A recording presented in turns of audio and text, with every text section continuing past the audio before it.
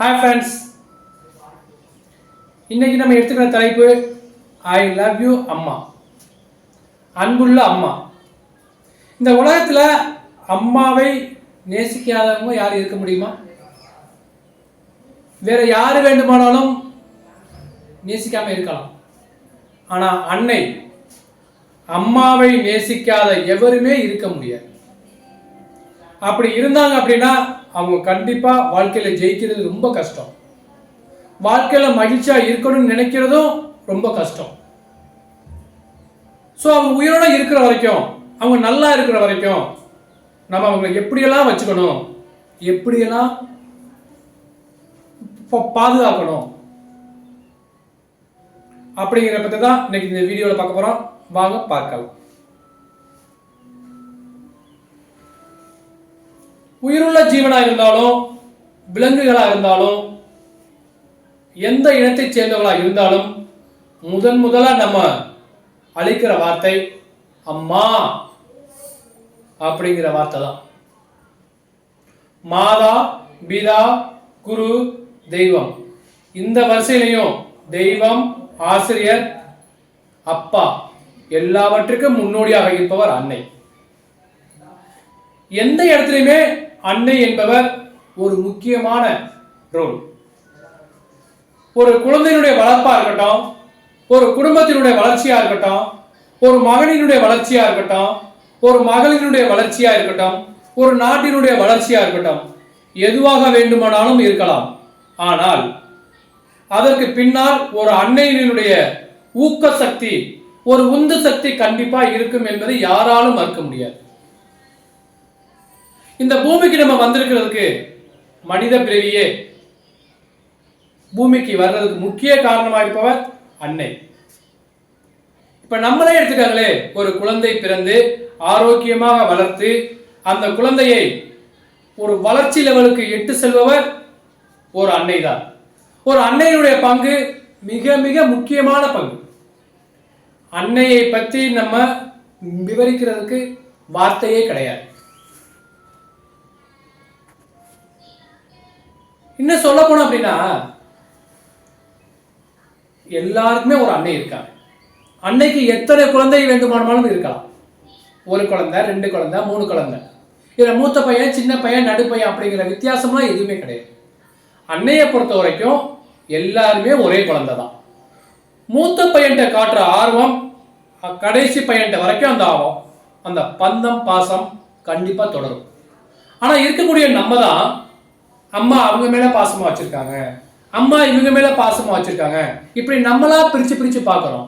ஆனா எந்த ஒரு அன்னையும் சரி அந்த மாதிரி பிரிச்சு பார்க்கறதுக்கான வழியே வராது, இடமே கொடுக்காது. ஒவ்வொரு தாய்க்கும், ஒவ்வொரு அன்னைக்கும் அந்த மாதிரி ஒரு எண்ணம் வருவது என்பது ரொம்ப ரொம்ப ரொம்ப ரொம்ப ரொம்ப அபூர்வம்.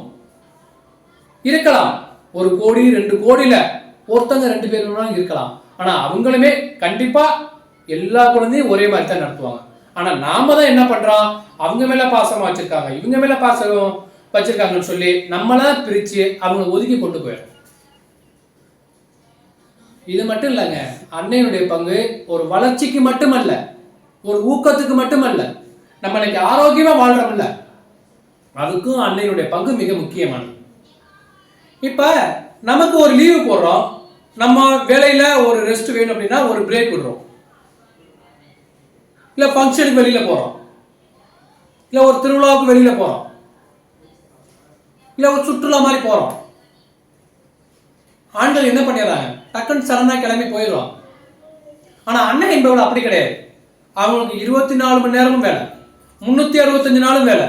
அவங்க வாழக்கூடிய அத்தனை நாட்களுமே வேலைதான். ஒரு பொங்கலா இருக்கட்டும், ஒரு திருவிழாவா இருக்கட்டும், ஒரு தீபாவளியா இருக்கட்டும், எந்த ஒரு ஃபங்க்ஷனுக்கு போறதா இருக்கட்டும், அவங்க வீட்டு வேலையில முடிச்சுட்டு தான் கிளம்பணும். அன்னை என்பவள் தன்னுடைய சுயநலம் மட்டுமே எப்பவும் பார்க்க மாட்டாங்க. வீட்டில் இருக்கிறவங்க அத்தனை பேருடைய சந்தோஷத்தையும் பார்ப்பாங்க. அவங்களுடைய சந்தோஷம் தான் நம்ம சந்தோஷம். இன்னும் சொல்லணும் அப்படின்னா, காலையில அவங்களுக்கு எந்திரிக்கையில பசிக்கும், பசி எடுக்கும், ஆனா சாப்பிட மாட்டாங்க. வீட்டில் உள்ளவங்க எல்லாரும் சாப்பிட்டாச்சா, டீ சாப்பிட்றீங்களா, காபி சாப்பிட்றீங்களா, ஒவ்வொருத்தரும் ஒரு 10 பேர் இருக்காங்கன்னா 10 பேருக்கு ஒவ்வொரு விதமா இருக்கும். ஒரு டீ ஒருத்தவங்களுக்கு பிடிக்கும், ஒருத்தவங்க காபி ஒருத்தவங்களுக்கு பிடிக்கும், ஒரு பிளெயின் டீ ஒருத்தவங்களுக்கு பிடிக்கும், இன்னொருத்தவங்க லெமன் டீ ஒன்று பிடிக்கும். இப்படி ஒவ்வொருத்தருக்கும் ஒவ்வொரு விதமா பிடிக்கும். அவங்களுக்குலாம் என்னென்ன வேணும்னு கேட்டு கேட்டு செய்கிறவ தான் ஒரு அன்னை. அதுக்கு பிறகுதான் அவங்க கடைசி அந்த டீ அருந்துவாங்க. அதோட நிற்குமா? அதோட நிற்காது. அதுக்கு பிறகு காலை என்னென்ன டிஃபன், ஒவ்வொருத்தருக்கும் இட்லி பிடிக்கும், தோசை பிடிக்கும், இடியப்பம் பிடிக்கும். இப்படி அவங்களுக்கு என்னென்ன தேவைகள் இருக்கு, என்னென்ன தேவைகள் கேட்குறாங்க, அதுக்கு ஏற்ற மாதிரி அவங்க சாப்பாடு ப்ரிப்பேர் பண்ணணும். அவங்களுக்கு பசி எடுத்தாலும் பசி அடைக்குவாங்க. அதுதான் அன்னை. எல்லாரும் சாப்பிட்டு முடிச்ச பிறகு கடைசியா சாப்பிட நினைப்பாங்க பாருங்க, அதுதான் அன்னை. அது மட்டுமா? அதுக்கு பிறகு மதியம் சாப்பாடு ப்ரிப்பேர் பண்ணணும், நைட் சாப்பாடு ப்ரிப்பேர் பண்ணணும். எத்தனை பேருக்கு சாப்பாடு கொடுத்தாலும் அவங்க பசியோடு இருந்தாலும் சமைச்சுக்கிட்டு இருக்கையிலேயே எதுவுமே சாப்பிட மாட்டாங்க. எல்லாரும் சாப்பிட்டாங்களா, மற்றவங்க வயிறு நிறைஞ்ச சாப்பிட்டாங்களா அப்படிங்கிறது தான் ஒரு அன்னை எதிர்பார்ப்பாங்க. இதை விட நமக்கு பாக்கியம் என்னங்க வேணும்? இப்போ நம்மை பெற்றவளும் ஒரு அன்னை தான். அவங்க அண்ணன் அவங்க பிறந்த வீட்டில் எப்படி இருந்திருப்பாங்க? அவங்களும் ஒரு பிறந்த குழந்தையா இருந்திருப்பாங்க. அவ்வளவு செல்லமாக பாசமாக வளர்ந்து வந்திருப்பாங்க. அவங்க அம்மா அவங்களுக்கு என்னென்னலாம் கேட்குறாங்களோ எல்லாம் சமைச்சு கொடுப்பாங்க. அப்பா அந்த பொண்ணு என்னென்ன ஆசைப்பட்டாங்களோ அவ்வளோ பொருளையும் வாங்கிட்டு வந்து கொடுப்பாங்க. அதே மாதிரி அண்ணன்கள் தங்கச்சி ஆசைப்பட்ட அத்தனையும் வாங்கிட்டு வந்து செய்வாங்க. இது எல்லாத்துக்கும் மேலே அவங்க ஃப்ரெண்ட்ஸ் சர்க்கிளை கூட்டிகிட்டு வந்தாலும் அன்போடு வரவேற்று அரவணைப்போடு அவங்க எல்லாரையும் சந்தோஷமா பார்த்துக்குவாங்க.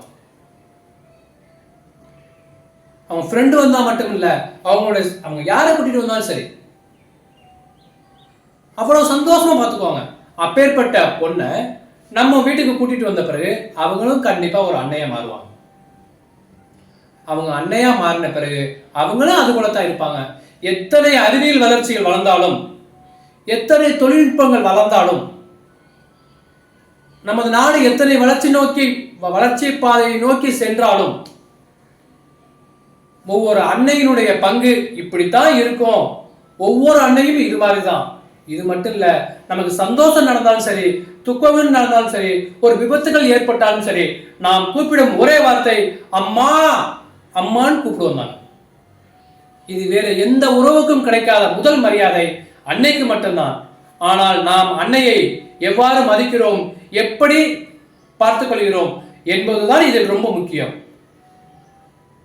இறந்த பிறகு நம்ம அம்மாவை தெய்வமா நினைச்சு கும்புறது ஒரு பக்கத்தை இருக்கட்டும், அங்கே போய் திதி கொடுக்கணும், இங்கே போய் திதி கொடுக்கணும், அப்படி கொடுக்கணும், இத்தனை பேருக்கு சமைச்சு போடணும் அப்படிங்கிறதெல்லாம் தாண்டி அவங்க நல்லா இருக்கையில் அவங்களுக்கு என்னென்ன தேவை, அந்தந்த வயசுக்கு என்னென்ன தேவைகள் என்பதை நாம் உணர்ந்து அதற்கு ஏற்றாற்போல் அவர்களை நாம் கண்ணும் கருத்துமாக நாம் எவ்வளவுதான் வளர்ச்சியை நோக்கி சென்றாலும் அன்னையினுடைய பங்கு அதில் இருக்கும் என்பதை மறக்காமல் அன்னையை நாம் எப்போதும் சீரோடும் சிறப்போடும் நல்லபடியாக பார்த்துக் கொள்வோம்.